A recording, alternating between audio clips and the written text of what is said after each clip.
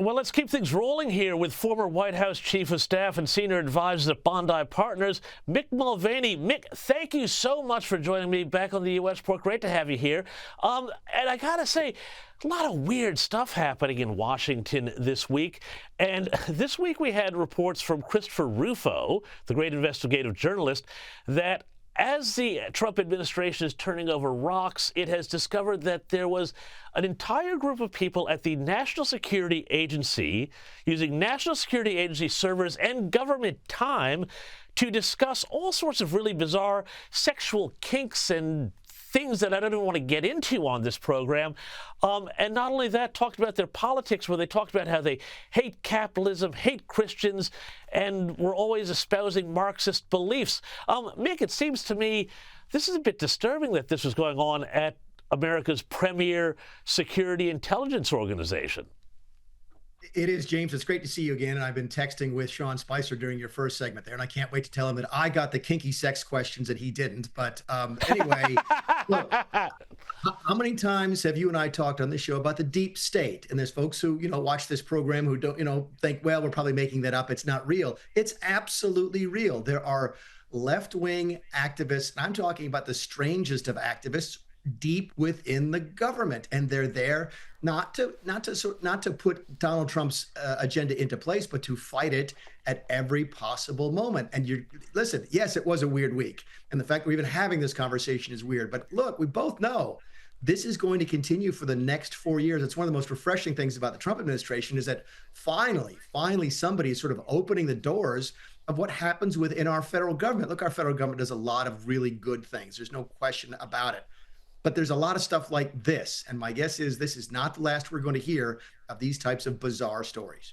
Well, yeah, and I mean, just about this sort of infection within the intelligence agencies, we've heard an awful lot about people complaining that these groups have moved away from some of their core missions here. And now there have been reports on CNN that at the CIA, the Central Intelligence Agency, there is now concern that disgruntled employees may potentially leak government secrets to hostile governments here. Now, I mean, it seems like if they want to protect America, and if that's what this is really about, that's the last thing I'd be doing here. The optics of this, to say nothing of the implications, are downright bizarre. Yeah, well, I think you're making an assumption that folks are doing what's best for America or what's better for Trump's America. Well, I was trying to be generous, but exactly. There's a lot of people in the federal government that really, really, really don't like Donald Trump. This is not new. Go back to Page and Strzok during the first administration, but even before the first administration, that they had an insurance policy that made sure Donald Trump wouldn't be president. Again, it's not new. What's new now is just the scope of it, the depth of it, and the fact that the Trump team is actually going in now with the goal of exposing it. We didn't do this in 2017. We thought it was real, but we weren't really nearly as well prepared in 2017 as the team is right now. You've got folks like Kash Patel and Pam Bondi who are going in on the first day at the FBI, on the first day at the DOJ, and say, okay, let's root out the deep state. We didn't do that in 2017, and I'm glad to see that it's taking place. Yeah, no, absolutely. I think probably we all are about that. Well, except for maybe some of these people who've been involved in some of this strange stuff. I want to move on, though, to that first cabinet meeting that Trump just held. And some of the talk now about tariffs, and saying now that he's going to release details of the latest tariffs on the EU, but confirm that this is going to be 25%. Now, I'm just curious here, what are your thoughts on this? The EU has said they're going to respond to this. Are we in a new era of trade wars, or is this tariff threat part of a broader, Trump, how he works, negotiating strategy to get more product into Europe? Yeah, I was just down in Canberra last week speaking to a group and got the same question. This is how I explained it to them, which is there's a bunch of tariffs mean a bunch of different things to Donald Trump. There's some tariffs that are sort of designed to rein in China. You put that in one bucket. There's some tariffs that are designed to protect domestic industries. That's the steel and aluminum thing that's obviously touching on Australia right now. And then there's that third box of tariffs, and that's the ones you think you're dealing with the EU, Canada, and Mexico, which is sort of like, look, this is a negotiating tool. Are they real? Absolutely. But I do think that these sorts of discussions about these tariffs on Canada, Mexico, the EU, for example, are more of a negotiating tool. He's absolutely serious about putting them in if he doesn't get a deal he thinks is worthwhile. But I don't think this is the type of thing that impacts on China or domestic steel and aluminum production, because those last two things are probably going to stick around regardless of what happens. And what do you make, just while you mentioned Australia, what do you make of the prospects for Australia getting a bit of a pass on this?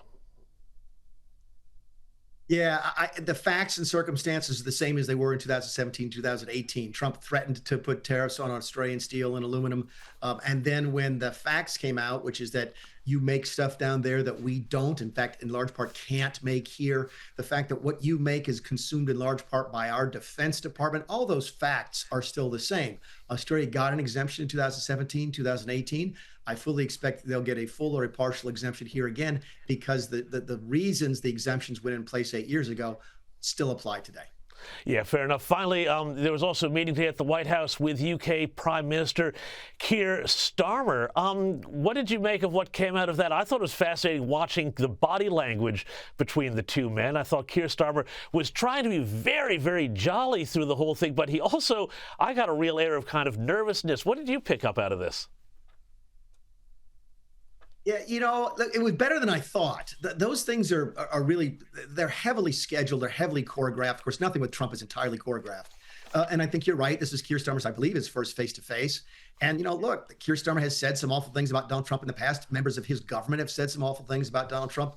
But I got to tell you, James, I think the meeting went fairly well. Trump came out of the meeting optimistic about a U.S.-UK free trade agreement, which was news to a lot of people here in this country. And I certainly imagine the same was true in the U.K. Clearly, the Brits have done some good work to sort of smooth things out with President Trump. I thought this meeting went much smoother, for example, than the meeting with Emmanuel Macron earlier in the week. It's clear that Donald Trump sort of likes Keir Starmer and really, really doesn't like Emmanuel Macron. And knowing both the men, I can see exactly how that might happen. Fair enough. And a friend of mine texted me during that meeting and said, you just know Keir Starmer's going to finish off the better part of a bottle of scotch after that one there. Mick Mulvaney, thanks as always for joining me here.